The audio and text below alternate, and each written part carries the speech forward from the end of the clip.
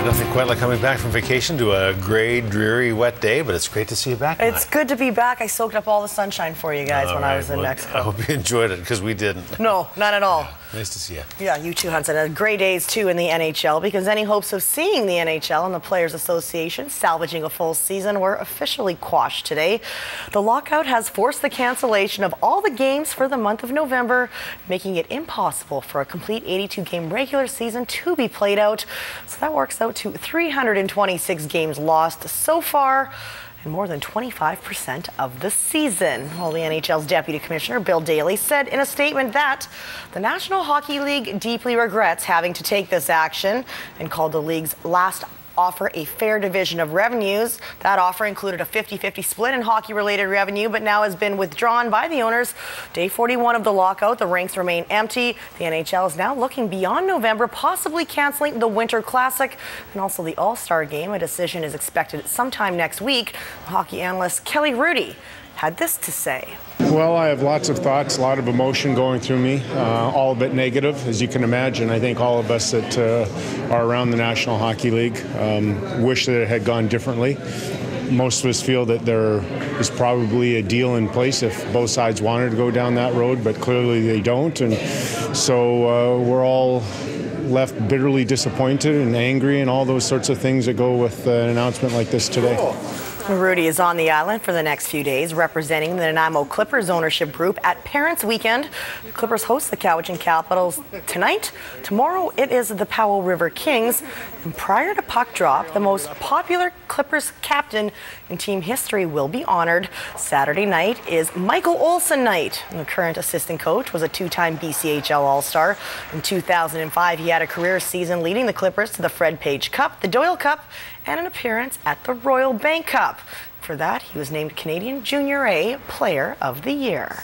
You know, helping the team win for the first time in 26 years was quite an emotional trip, and then how we got there was pretty cool as well, with, you know, having a battle back in the first round and forced Game 7 against Powell River, and then have to play the infamous, you know, replay game, and that being the catalyst to, you know, push us on and kind of give us the us against the world mentality. And you know, so there was a lot of, you know, as a team, that was a pretty cool experience. You know, the Clippers have done a lot for me, and I'm proud to be an alumnus, proud to be a Clipper, and proud to be a part of the organization on a day-to-day basis once again.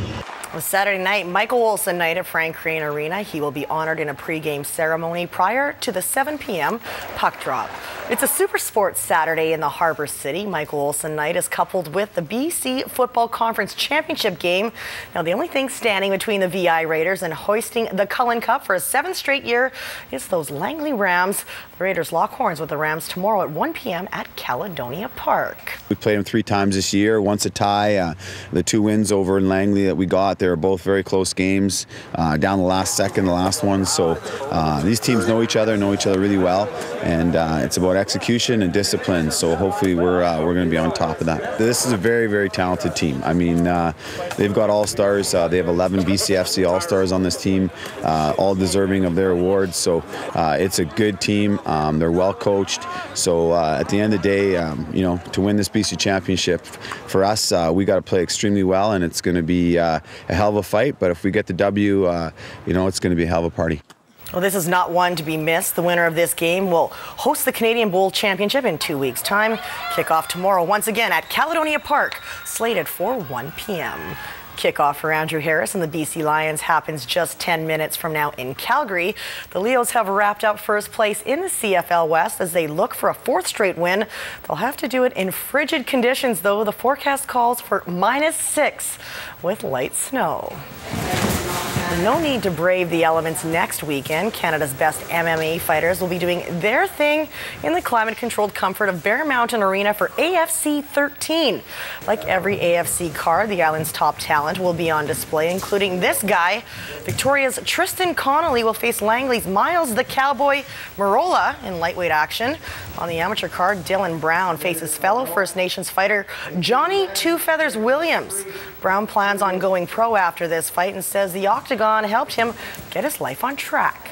changed my life. I don't drink anymore, and I just look forward to coming in and training and growing as a fighter and getting my experience and fighting everybody that's tough. I'm expecting Johnny Two Feathers to throw a lot of punches and kicks at me, so I've been training for that. I'm going to be looking to finish at any point I can, but I know that Miles is going to be a tough opponent, so and I know I don't go down easy, so I've never been finished ever in a fight, so I plan on taking it. The main events, perhaps the most impressive of any AFC card yet. John Alessio is no stranger to UFC fans. The Duncan-born fighter is 34-16 in his fight career. That's seen him scale the heights of mixed martial arts. Promoter Jason Height says it's about time Island fans got their man. John Alessio is an MMA pioneer in Canada. UFC veteran, Dream Pride veteran. He's been all around. He's a great athlete. He's a great person, and it's an honor to have him back here competing. AFC 13 is set for November 3rd. Tickets can be purchased at Island MMA on Fisgard Street in downtown Victoria or online at aggressionfc.com. Well, the Tour de France record books will be blank for the years 1999 to 2005. The International Cycling Union announced today that they will not be awarding the 7 titles that were stripped from Lance Armstrong to any other riders. The UCI also ordered an independent internal investigation. There have been allegations that cycling's governing body has accepted up to $125,000 from Armstrong to cover up suspicious doping tests. So good that they are looking into their own backyard there to fix that problem. And what a mess. It is a mess. And Detroit Tigers are going to have Anibal Sanchez on the hill, hoping to get back into the World Series tomorrow. All right, hopefully they'll make a series of it. I hope so. I don't know who to cheer for. I thought today you were pick Tigers. Yeah, I know. It's I've got a sentimental attachment to them, so we'll see. All right. Matt, thank you. You're welcome.